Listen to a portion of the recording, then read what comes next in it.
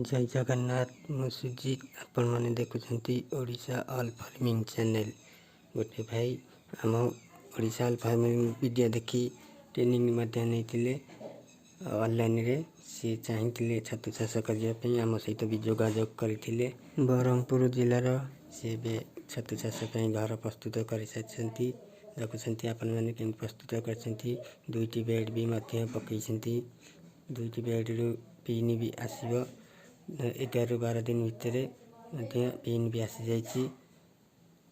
बहुत खुशी हो दुईटी बेड पकई सक्सेस हो जाती।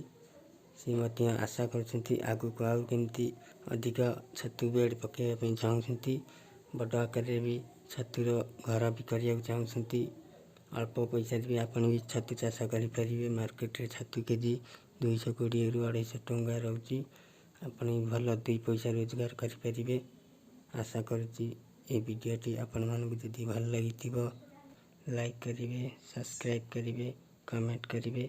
रहुची जय जगन्नाथ, नमस्कार।